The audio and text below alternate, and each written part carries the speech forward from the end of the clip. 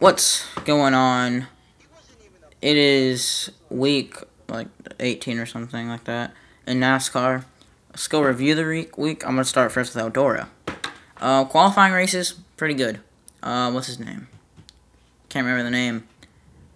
Well, Norm Benning qualified his way in on time, like racing wise. So it's good week already. Norm Benning qualified his way in. I feel like Tony Stewart set the track very well. A lot of lanes to work with. Top lane, I felt like the bottom lane was a little bit better than top lane, especially at the end. But I felt like top lane they were all doable basically.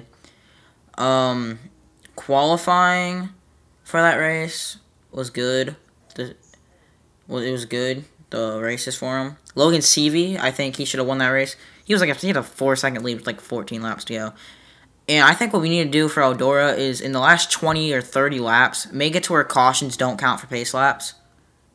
Or caution laps don't count. Because I feel like those 15 to the last 30 laps were just pace laps. Because it's such a small track and the way pit road is. Any incidents? There was a lot of... Ty Dillon didn't even get a top 10. Ty Dillon, what are you doing? Get a top 10. I can't stand Ty Dillon. And those are a lot of wrecks. Kyle Larson was in the booth. Him and Christopher Bell were commentating. And I will tell you this. The commentating for Kyle Larson, I loved him because he really gave a background. Like Logan Seavey, he was like, yeah, I raced against this guy. He really gave us a background against those dirt racers that we would never really know about in one-off rides. Talking about one-off rides, Chase Briscoe was on a one-off ride and won. Side by side with Cody Coughlin at the line. Friesen, you're third again. Alright, you can't win. And so let's go to the Xfinity race. Oh, let's go to the K&N East race real quick. I don't forget who won, but I know Hailie Deegan. She's like the only person I follow in the K&N right now. And Harrison Barron and people like that. She finished. It was a one-off race basically. She never runs K&N East, and it was at New Hampshire, and she didn't get a good race in. So I don't know what happened. She finished like 17th or something. There's no ARCA race. The ARCA race did get postponed Saturday night, so I was stuck Saturday watching the Xfinity race. Which, when I heard only one Cup Leach was in, I mean, Kyle Busch wasn't even in that race. Like, there's only one Cup Leach, and it was bad freaking Keselowski. He had to start from the Basque. I knew everyone would have a shot against Brad Keselowski. He had a really fast car, but I feel like Bell said it before the race. Starting in the back doesn't really matter much now, because the races are so long, and they're stage racing and cautions. It doesn't matter. And I feel like I've actually thought starting the back would help more, because then you get your car transferred up in traffic, and you really get to know how your car is going to handle when you get back there in traffic. So instead if you start out pole, then you could race the whole race at pole, you're not going to know how your car is going to handle in traffic. So, yeah, so Christopher Bell ended up winning the race there. Gladly, I freaking love Christopher Bell. Two in a row, man, for Christopher Bell. Let's go. Ryan Preece finished third, but I think his car failed inspection, so what can we do? It's the way the cookie crumbles.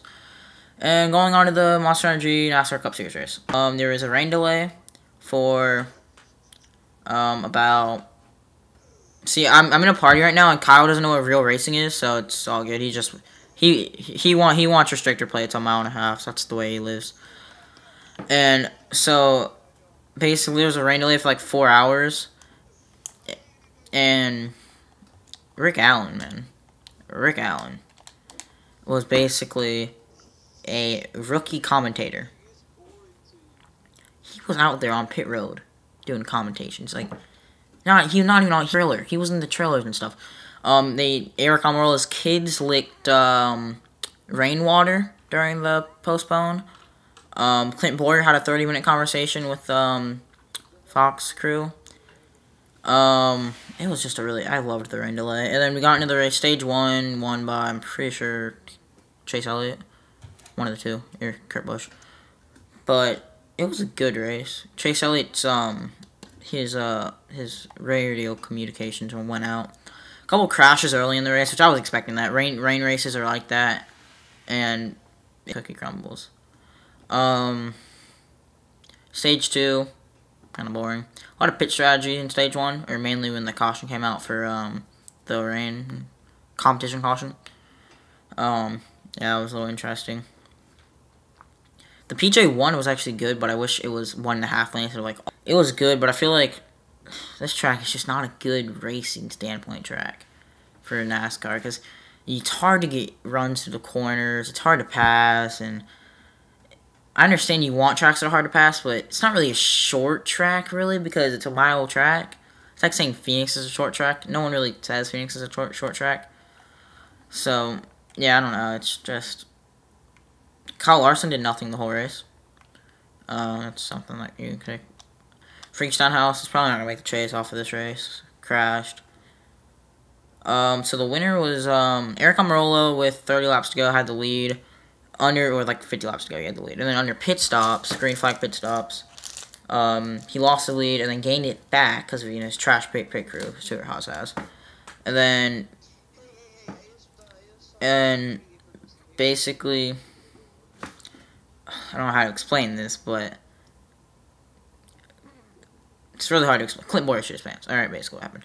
I don't know, he lost talent. I thought Clint was going to win this race. He was one of my picks.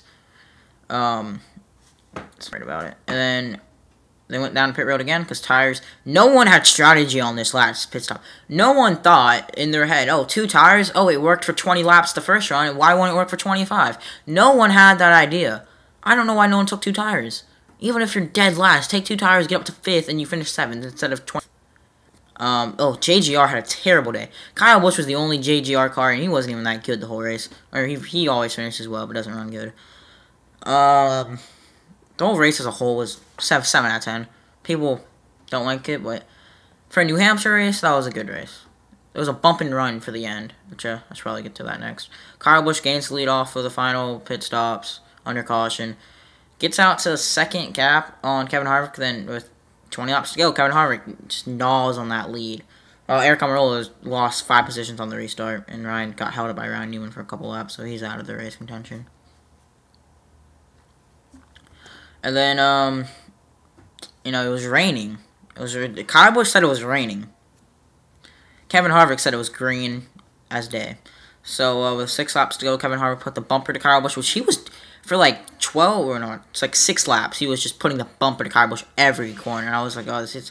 And Kyle Busch's crew chief, Tony Hirschman, was like, oh, he's just warning that he's there. It's like, well, he's going to wreck your ass. And there it was. And didn't really wreck him, just sent him up. No grip up there. Kyle Busch was running a lane where if he were to get bumped out the way, he was not going to do anything because he was running the very top lane with only 1 grip of PJ1 up there. So all you had to move him out of PJ1. He has no grip. He's on gray ice. And Kevin Harvick goes to win his 6th of the year, but Kyle Busch has more points than him. But no one's ever going to realize that. This is the weekend in NASCAR. Yeah, so see you guys next week.